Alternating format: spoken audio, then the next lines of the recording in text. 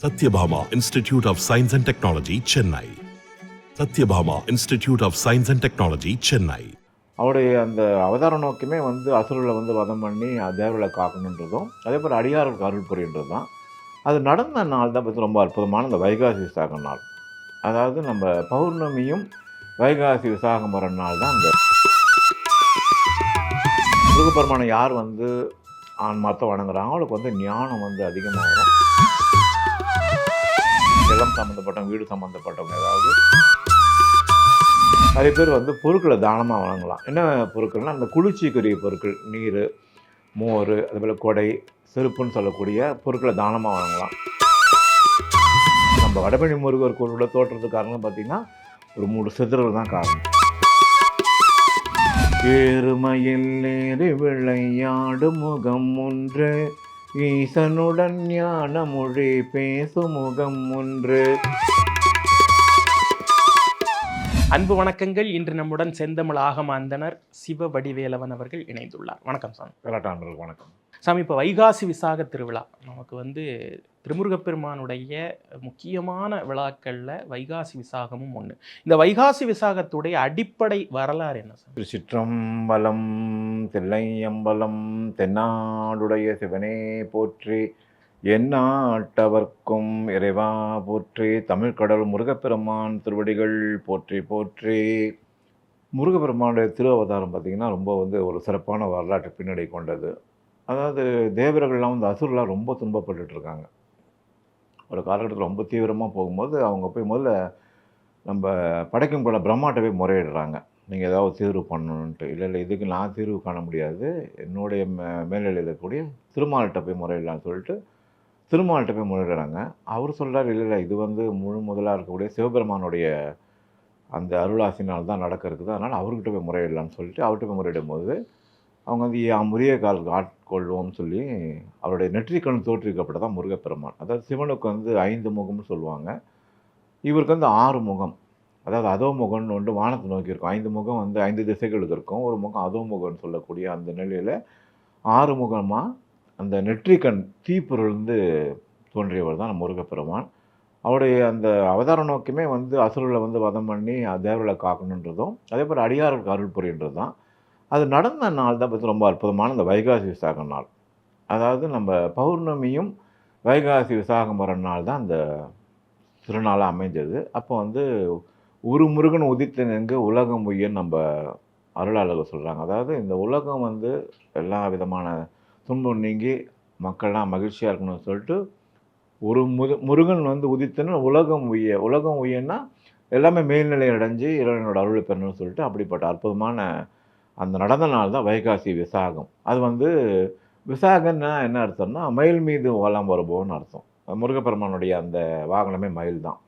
அதனால் அந்த நாளில் அவதாரம் செய்து அந்த நாள் தான் இப்போ நம்ம வருடந்தோறும் வைகாசி விசாகமாக உலகம் முழுக்க கொண்டாடப்படுது.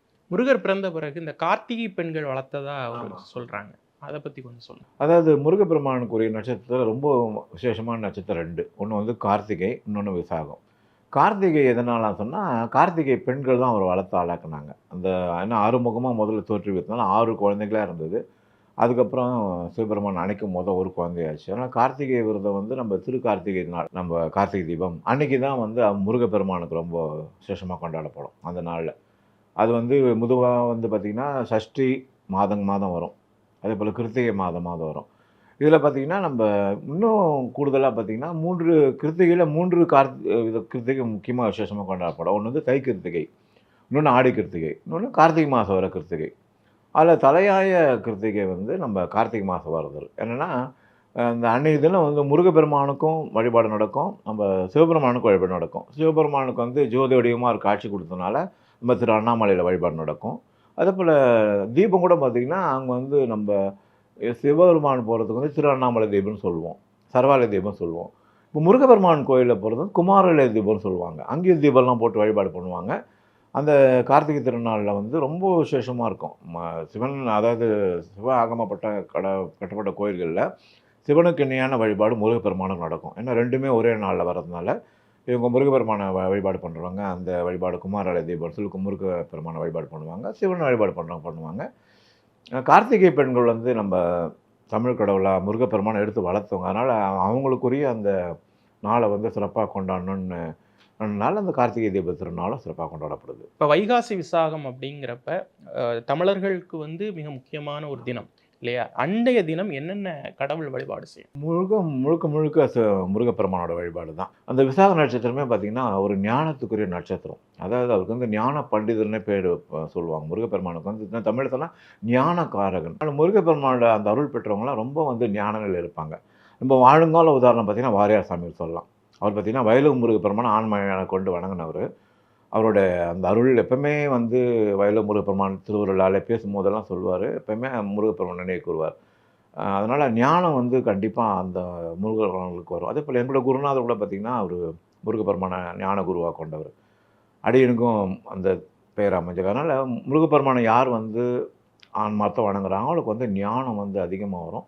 அதேபோல வந்து இந்த மண்மனை வீடு சம்மந்தப்பட்ட செயல்பாடுகள் நெறைய பேர் விண்ணப்பம் வச்சிருப்பாங்க. அதாவது வீடு வாங்கணும், நிலம் வாங்கணும்னா, அவங்க முருகப்பெருமானை வணங்கலாம். ஏன்னா வந்து மண்ணு வந்து நிலத்துக்கு அதிபதி செவ்வாய். செவ்வாய்க்கு எந்த முருகப்பெருமான் வந்து அதிபதினா, வைத்தீஸ்வரன் கோயில் முருகப்பெருமான் அதிபதி. அதனால இந்த மாரி நிலம் சம்மந்தப்பட்டவங்க, வீடு சம்மந்தப்பட்டவங்க ஏதாவது வெறும் விண்ணப்பம் வச்சாங்கன்னா, அவங்க அந்த முருகப்பெருமானை வணங்குனா, அந்த மாரி வழிபாடுகள் நிறைவேறும்.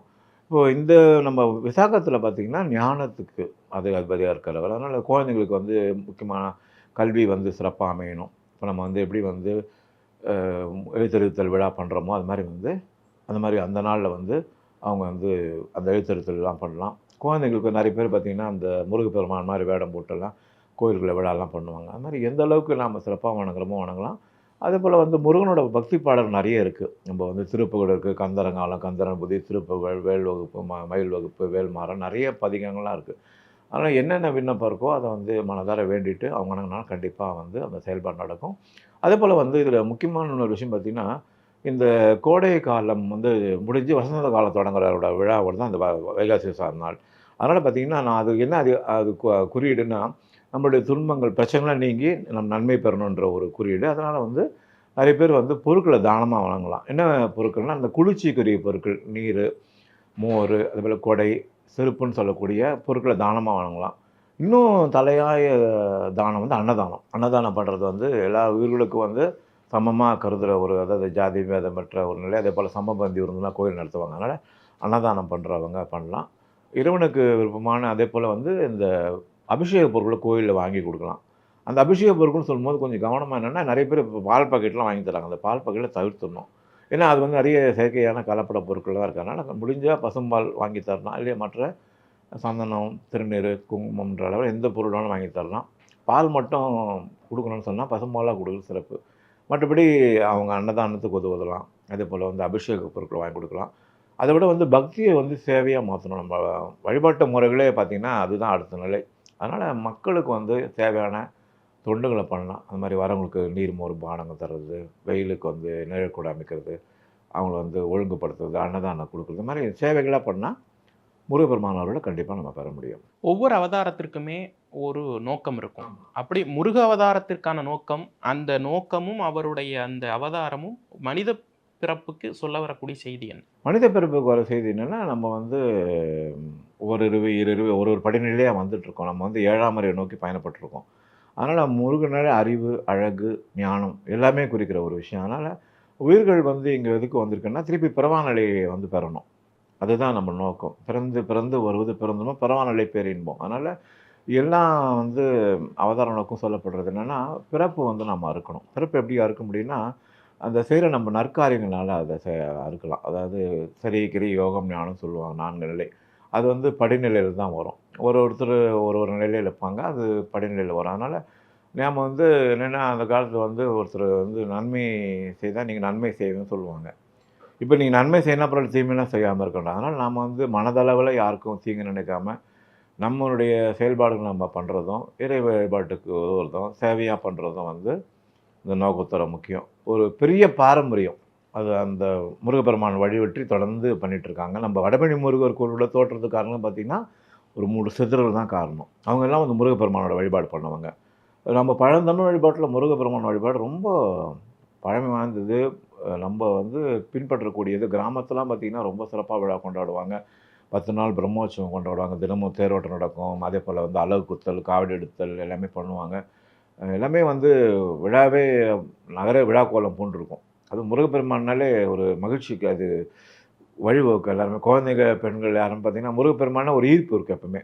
அது வந்து தமிழ் கடவுளா இருக்கிறதுனால, நம்ம பாரம்பரியமா எல்லாரோட தமிழ் வழிபாட்டிலயும் அது கலந்துருக்கு. அதனால் இந்த வழிபாடுகள் வந்து செய்ய செய்ய நம்மளுடைய மனம் வந்து பண்படும். உயர்வான நிலை நோக்கி பயணப்பட முடியும். நம்ம வாழ்நாள்லயும் அதுக்கான பலனை அனுபவிக்கலாம். மறுமைன்னு சொல்லக்கூடிய பிறவான நிலையை அடையலாம். ஆனா முருகப்பெருமானோட வழிபாடு வந்து ஞானத்துக்கு வழிவகுக்குது. அதனால முடிஞ்சவங்க அதை பின்பற்றி பண்ணலாம். நீங்க அகத்தியர்ன்னு சொன்னதும் எனக்கு ஞாபகம் வந்தது என்ன அப்படின்னா, பழனி கோவில். பழனியில தண்டாயுதபாணியா இருக்கக்கூடிய சுவாமி அந்த இடத்துல ஆலயம் பெறுறதுக்கு முழு முதற் காரணமாக இருந்தது அவருடைய காவல் தெய்வமா இருக்கக்கூடிய இடும்பர் சுவாமி. இந்த இடும்பர் கடம்பர் வழிபாடு அதை பத்தி சொல்லுங்க. அதாவது நம்ம அடியார்களா வந்து வணங்கப்படுறாங்க. இப்ப நம்ம வந்து பார்த்தீங்கன்னா, நம்ம சிவபெருமான் வழிபாட்டுல பார்த்தீங்கன்னா, 63 நாயன்மாரை வணங்குவாங்க. அதேபோல் நம்ம வைணவத்துல பார்த்தா 12 ஆழ்வார் வணங்குவாங்க. இவங்கெல்லாம் வந்து இடும்பன்லாம் வந்து அவர வந்து ரொம்ப ஆன்மார்த்த இடும்பன் அவங்கலாம் அடியாரா வந்து வணங்குனவங்க. அதனால பார்த்தீங்கன்னா, அவங்க வந்து இப்ப நாயன்மார்கள் எப்படி வந்து இறைவனுக்கு வழிபாட்டுக்குரியவர்களா ஆனார்களோ, அந்த மாரி இவங்களும் வந்து வணங்கக்கூடிய கடவுளா இருக்காங்க. அதான் அது தீவிரமான வழிபாடு பண்ணுவாங்க. அதனால தான் மனிதனும் தெய்வமாகலாம் சொன்ன அந்த ஒரு வார்த்தை உண்மையிலே அது உண்மையிலே உண்மையான ஒரு விஷயம். என்னன்னா, ஒரு ஒரு பிறப்பு இறப்புக்குட்பட்ட நாமெல்லாம் வந்து இறைநிலை அடைய முடியாதுன்ற ஒரு விதி தான் பொதுவானது. ஆனா, அத நம்ம வந்து செம்மையா செய்யும்போது, அவங்க வந்து இறைநிலைக்கு அவங்க வந்து வணங்கப்படக்கூடிய உயரப்படுறாங்க. அதனால இடும்பன்லாம் அவர மாரி வணங்குனவங்க தான். அவர வந்து அடியாரா வந்து முருகப்பெருமான ஆன்மார்த்தம் வணங்குனவங்க. அதனால அவங்களையும் வந்து முதன்மையா வச்சு வழிபாட்டுல நான் அந்த வழிபாடு பண்ணணும்னு சொல்றது. இந்த காவடிலாம் கூட அவங்க தோற்றுவித்த மரபு தான் சொல்றாங்க. அந்த நம்ம பழைய அந்த சிற்பத்திலலாம் பார்த்தீங்கனாலே, திருமேனிலாம் பார்த்தோன்னா, அந்த காவடி எடுக்கிறது எல்லாமே அதனுடைய தோற்றம் இருக்கும். அவங்க அடியாரா வந்து இறைநிலைக்கு உயர்ந்திருக்காங்க. அதனால அவங்கள வணங்குறதும் அவரோட அருளை பெறதுக்கு வாய்ப்பு அமையும். ஏன்னா அடியாரை வணங்குனா தான் ஆண்டவனை வணங்க முடியுன்றது ஒரு படிநிலை. குரு லிங்க சங்கம வழிபாடு சொல்லுவாங்க. அந்த அளவுல அடியாரை வந்து வணங்குறது ரொம்ப சிறப்பு. அவங்க என்ன அருள் பெற்றவங்க, முருகப்பெருமான் அருள் பெற்றவங்க. அதனால அவங்கள வணங்கும்போது கூடுதலா அவரோட அருளை பெற முடியுன்றது தான் உண்மை அது. இப்போ சித்தர்கள் வழிபாட்டுக்கும் முருக வழிபாட்டுக்கும் உண்டான தொடர்புன்னு ஒண்ணு இருக்கு இல்லையா? இப்போ பாம்பன் சுவாமிகளாகட்டும், வள்ளலார் சுவாமிகளாகட்டும், அந்த வழி வந்த வழிபாடுகளை நம்ம வந்து பின்தொடர்றனா நமக்கு ஏற்படக்கூடிய பலன்கள் என்ன சார்? கண்டிப்பா. இப்போ சித்தர்கள்லாம் கூட பார்த்தீங்கன்னா, நம்ப எல்லாமே வந்து இறைநிலை பெற்றாங்கன்னா, அவங்க வந்து அந்த ஒரு பல சித்துக்கள் எண்வகை சித்துக்கள், அட்டமா சித்துகள் சொல்லுவாங்க. அதாவது நீர்ல நடக்கிறது, காற்றுல பறக்கிறது இந்த மாரி சொல்லுவாங்க. இந்த எல்லா நிலையும் பார்த்தீங்கன்னா, அது வந்து அவங்க படிநிலையில தான் வந்து பெற்றவங்க. அதில வந்து முருகப்பெருமான் வந்து அகத்தியருக்கு வந்து தலையாய குருவா இருந்திருக்காரு. அப்போ நம்ம 18 சித்தர்லயே தலையாய குரு அகத்தியர் தான். அவருக்கு வந்து தலையாய குரு முருகப்பெருமான். அதனால இவங்க சித்தர்கள் வழிபாட்டிலயும் முருகப்பெருமானுடைய அந்த வழிபாட்டு நெறி இருக்கு. அதேபோல பார்த்தீங்கன்னா, சிவபெருமான் வழிபாட்டிலயும் அந்த வழிபாடு நெறி இருக்கு. சித்தர்கள் வழிபாடு பார்த்தீங்கன்னா, கடுமையான வழிபாடுகளா இருக்கும். நம்ம வந்து பொதுவா பார்த்தீங்கன்னா, பின்பற்ற முடியாது. ஆனா, அத வந்து படிநிலையில அதாவது இப்போ அவங்க கற்ற கலைகள்லாம் வந்து இப்போ அதனுடைய செயல் வடிவம் வேற, இப்ப இருக்க செயல் வடிவம் வேற. அத வந்து முறையான பயிற்சி எடுத்தவங்ககிட்ட நம்ம செஞ்சா அதெல்லாம் பண்ண முடியும். அதேபோல ஒவ்வொருத்தர் குருவா வந்து ஏத்துட்டு இருக்காங்க. இப்போ கரூர் தேவர் வந்து பார்த்தீங்கன்னா, வைத்திய முறையில இருக்கவங்க வந்து நெறைய பேர் ஏன்னா அவரு வைத்திய முறைக்கு நெறைய நூல் செய்திருக்காரு. அதேபோல அகத்தியர் நெறைய நூல் செய்திருக்காரு.